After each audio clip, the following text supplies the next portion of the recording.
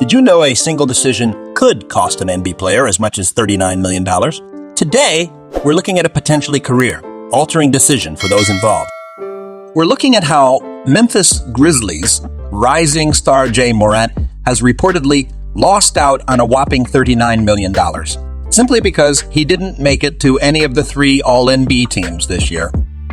Now, before we get into the nitty-gritty of NBA contracts and clauses, let's take a moment to appreciate Ja Morant's talent and drive.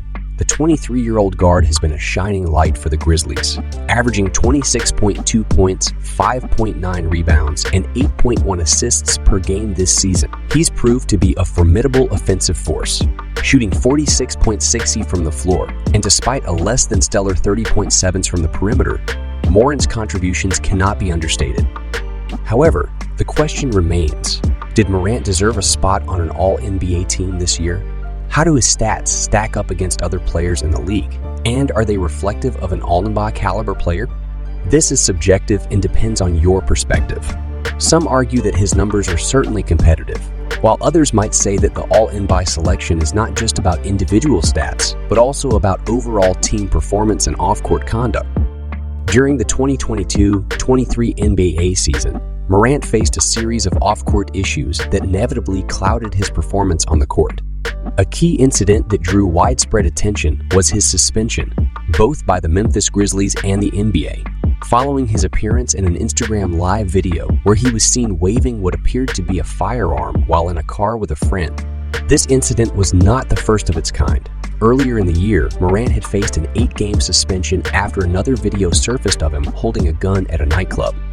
These episodes cost Morant more than game time. They cost him a significant portion of his salary and, potentially, his reputation. Morant's transgressions were met with concern and disappointment from the NBA and the wider public. NBA Commissioner Adam Silver called Morant's behavior irresponsible, reckless, and potentially very dangerous, highlighting the negative influence it could have on his young fan. Morant himself acknowledged the gravity of his actions, stating that he took full responsibility for his actions and expressing regret over the image he had painted of himself. While it's hard to measure the exact impact of these off-court issues on Morant's All-NBA selection chances, they certainly didn't help his case. The All-NBA teams are a recognition of the league's best players, but they also represent the NBA's image. With that in mind, it's plausible that Morant's actions off the court, coupled with the Grizzlies' inconsistent season, contributed to him missing out on All-NBA recognition and the $39 million that would have come with it. This brings us to the subject of NBA contracts and the role of performance-based clauses. Morant's contract included a clause that would see him earn an additional $5 to the salary cap throughout his contract had he made a 2020-23 All-NBA team. These types of clauses are more common than you might think, designed to incentivize players to perform at their best. But they do add an extra layer of pressure. Is this a good thing or a bad thing? Well, it's a double-edged sword. On one hand, these clauses can push players to reach new heights in their game. But on the other hand, they can also lead to intense pressure, potentially negatively affecting the player's performance. In contrast to Morant's situation, let's take a look at Boston Celtics All-Star Jaylen Brown. Brown's story is markedly different. His selection to the All-NBA second team has opened up the possibility for a lucrative Supermax contract extension from the Celtics. This could see Brown earning in the region of $290 million. Both Morant and Brown are incredibly talented young players, yet their trajectories this season have diverged. Brown's performance has been exceptional, earning him his second All-Star appearance. He averaged 26.6 points, 6.9 rebounds, and 3.5 assists in 67 regular season games, shooting 49.1% from the field and 33.5% from the three-point range. He's also been a major force in the postseason, looking every bit the part of the Celtics' best player. So, while Morant is dealing with a financial setback, Brown is potentially on the cusp of signing a mega deal. It's interesting to note the impact of these contract clauses and all NBA selections on a player's earnings.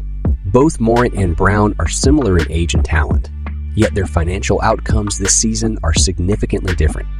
This raises the question, is the All-NBA selection the best determinant of a player's worth? Looking to the future, Morant's missed opportunity is certainly a blow, but it's by no means a career ender. He's set to earn $194 million over his 5-year contract, averaging around $38.08 million a year. It's crucial now for Morant to bounce back from this setback, proving himself on the court and possibly clinching that All-NBA selection in the coming season. The story of Ja Morant's missed $39 million brings to light the intricacies of NBA contracts and the ongoing debate around the determination of a player's value. In essence, contracts in the NBA are far more than just agreements on a player's base salary. They've evolved into complex documents laden with various clauses that can significantly inflate or deflate a player's paycheck based on their performance, accolades, and sometimes factors beyond their immediate control.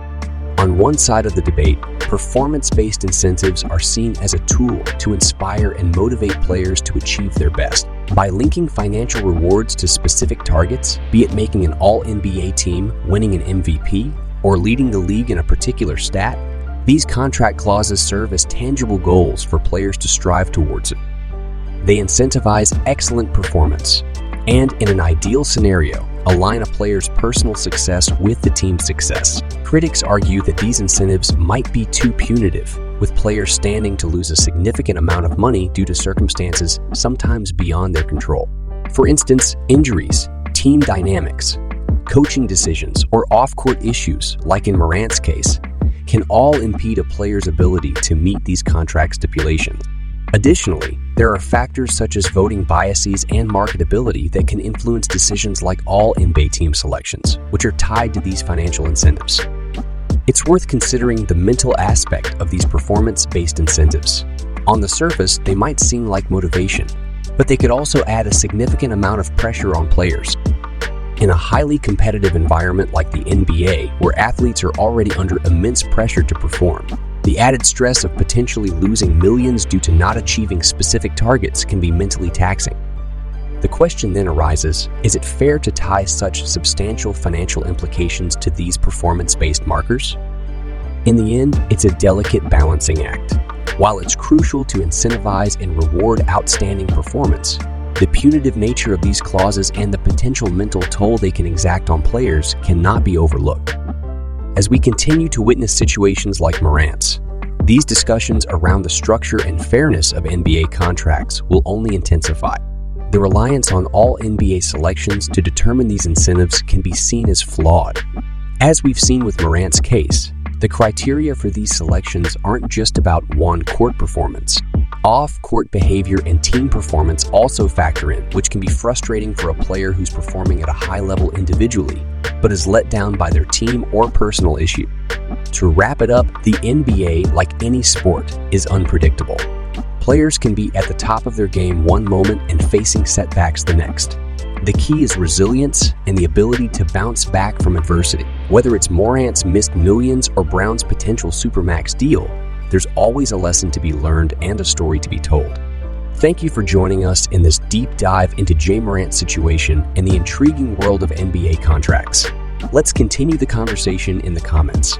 What are your thoughts on performance-based incentives in player contracts? And do you think the All-NBA selection is a fair determinant of a player's worth? We'd love to hear from you. Don't forget to like, share, and subscribe for more insightful NBA discussions. Until next time, stay safe and keep loving the game.